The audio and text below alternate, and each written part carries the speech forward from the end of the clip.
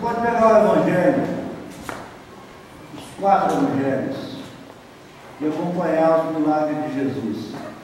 Você vai observar um detalhe muito interessante. Sempre que Jesus operou algum milagre, foi por causa da abordagem daquele que recebeu o milagre. Você nunca verá,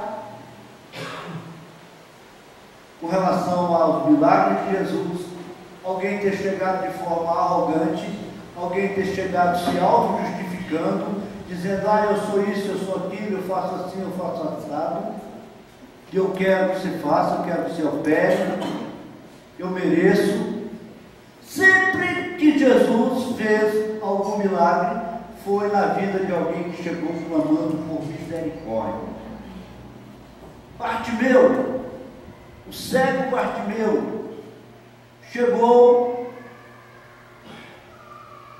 aonde Jesus estava passando, identificou que era Jesus e começou a gritar: Filho de Davi, tenha misericórdia de mim. E quanto mais ele gritava, mais tentavam calar a sua voz, conter o seu clamor. Mas ele continuava insistindo: Filho de Davi, tem misericórdia de mim. E ele ia avançando na direção ali do tumulto, porque ele era cego de nascença e não podia enxergar o que estava acontecendo. E os discípulos tentavam afastá-lo: não se aproxime, ele não vai te receber, tem muita gente, você está incomodando, você está atrapalhando. Porque é assim, quando você está atrás do milagre de Jesus, quando você vai receber o milagre de Jesus, quando você coloca no seu coração que Jesus é a solução do seu problema, aparece muito impedimento, aparece muito atrapalho, aparece muita coisa para te entristecer, para dizer que não vai dar certo, para dizer que está ruim, que não adianta. Assim aconteceu ali com Bartimeu, até que Jesus viu o esforço daquele homem e mandou trazê-lo para junto de si. E aí Jesus lhe pergunta: o que tu queres que eu te faça? Jesus ainda provou a fé de Bartimeu, porque é óbvio que um cego chega diante de um milagreiro, de alguém que ele acredita ser da parte de Deus, e ele vai pedir para enxergar. Mas Jesus quis que ele dissesse: o que é que você quer? Porque se ele dissesse: eu quero ver, ele estava dizendo para todas aquelas pessoas que ele estava ali porque ele acreditava que estava diante de um Deus. Aleluia, Jesus. Porque só Deus pode abrir os olhos de um cego de nascença, pode trazer luz para quem nasceu na escuridão. Então ele disse: eu quero ver. E Jesus disse: seja feito conforme a sua fé. Mas antes ele clamou pela misericórdia de Deus. Ele disse: Filho de Davi, tem misericórdia de mim. Porque essa é a condição para os milagres de Jesus. Você vê a mulher do fluxo de sangue. A mulher do fluxo de sangue, Jesus ia passando,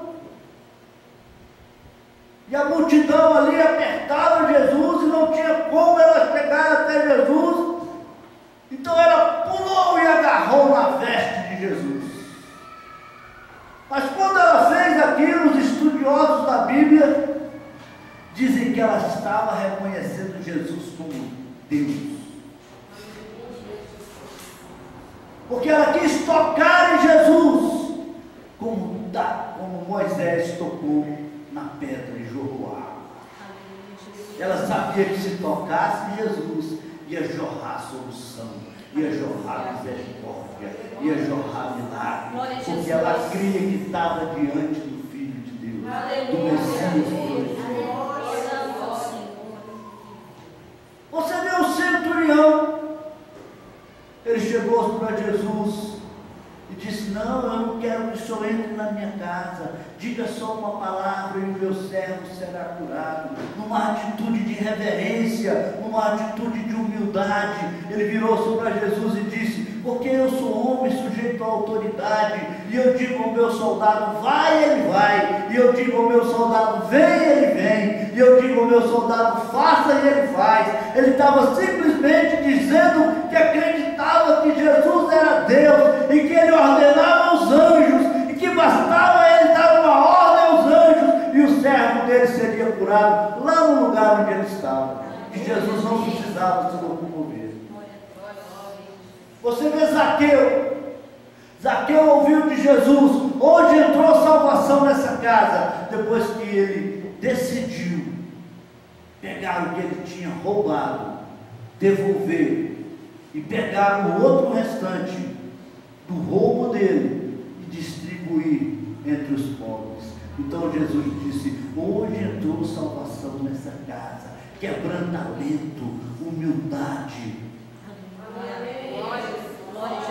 reconhecimento de que está diante de Deus. São os caminhos do milagre.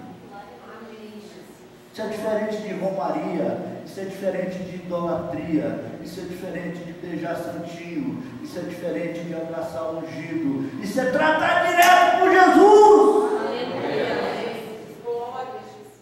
Entrar em sintonia com o milagre de Deus. Deixa eu ler um texto bíblico aqui que está escrito em 2 Coríntios capítulo 12, versículo 10. Presta atenção. Pelo que sinto prazer nas fraquezas. É estranho, não é? É estranho, não é? É um negócio esquisito. Sentir prazer nas fraquezas.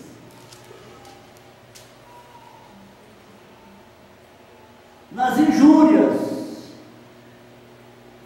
nas necessidades, sentir prazer nas necessidades, coisa esquisita, nas perseguições, nas angústias por amor de Cristo. Agora ele explica, ó, porque quando estou fraco,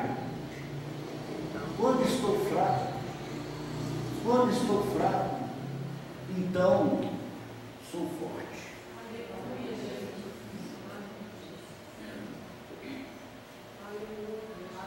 Quando eu tenho consciência do lugar que Deus me colocou, quando eu tenho consciência da maneira como Deus me vê na condição de homem, quando eu tenho consciência da minha necessidade de Deus, quando eu tenho consciência da minha fragilidade na vida como ser humano, quando eu tenho consciência que eu não tenho condição de prever o meu amanhã, quando eu tenho consciência de que eu não tenho condição de saber o que vai ser de mim depois de amanhã, quando eu tenho convicção de que Deus tem a chave da vida e da morte, tem a chave do céu e do inferno, e que eu não tenho chave de nada, e que eu não sei qual será o meu destino eterno, quando eu tenho consciência do quanto eu preciso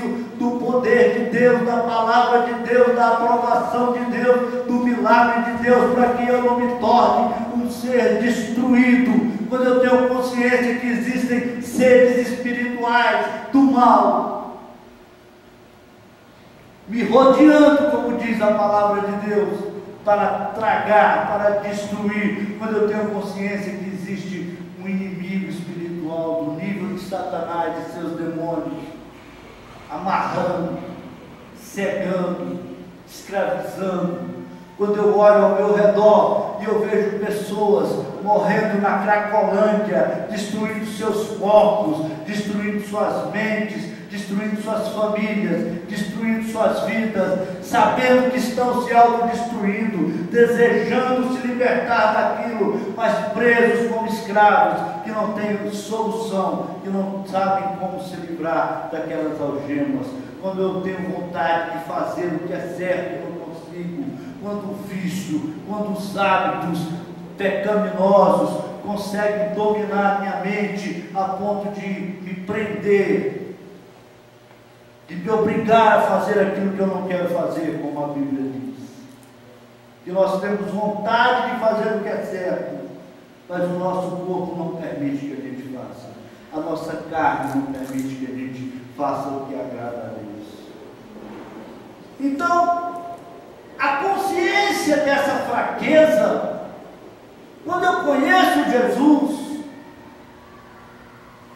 quando eu conheço o caráter de Jesus, quando eu entendo o plano de Deus em Jesus, para salvar o que precisa de salvação, para curar o que precisa de cura, porque Jesus disse: eu não vim para o são, mas eu vim para o enfermo. Jesus disse: vinde a mim, vós que estáis cansados e sobrecarregados, e eu vos aliviarei. Aleluia, Jesus. Tomai sobre vós o meu jugo, e aprendei de mim, sou manso e humilde de coração, e encontrareis então descanso. Quando eu entendo que em Jesus eu encontro descanso para todos esses problemas para os quais eu não tenho solução, então isso me fortalece. É aí que eu me sinto forte como cristão. É isso que esse homem está querendo dizer, segundo o que eu entendo. Se estiver tudo bem, se ele estiver no comando, se ele for cabeça e não for cauda, se ele estiver prosperando, se tudo que ele botar a mão virar ouro, ele não vai ter oportunidade de se ver como Deus nos vê. Nós precisamos nos enxergar como Deus nos enxerga. Nós precisamos de perceber a condição humana como Deus percebe. Porque aí nós entramos em sintonia com Ele e encontramos a misericórdia dEle e somos fortalecidos. É assim que nós somos fortalecidos pelo poder de Deus. Quando a gente precisa do poder de Deus, quando a gente reconhece que sem Ele nós não somos nada, então Ele se torna a solução da nossa vida.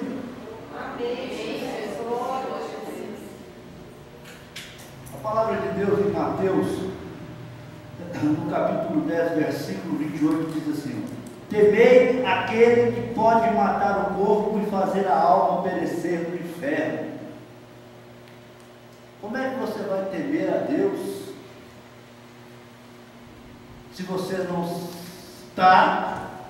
está numa condição de perigo, numa condição de precisar de Deus, numa condição de ser aprovado ou reprovado por Deus? Para que você vai temer algo ou alguém que não te ameaça de maneira nenhuma? Se você está no controle da situação, não é natural você temer, é natural você ser temido. Mas a Bíblia fala que o temor do Senhor é o princípio da sabedoria. Então nós precisamos de chegar no ponto de raciocínio que nos torne aceitáveis por Deus. Nós precisamos de concordar com Deus no que Ele pensa a respeito do homem, no que Ele pensa a respeito de mim. E é isso que esse homem está fazendo. Ele está dizendo: olha, quando eu sou fraco, quando eu reconheço a minha fraqueza, quando eu reconheço o quanto eu preciso de Deus, quando eu faço que nem Bartimeu sai pedindo misericórdia, então eu me torno forte por causa do poder dele que passa a operar no meu favor.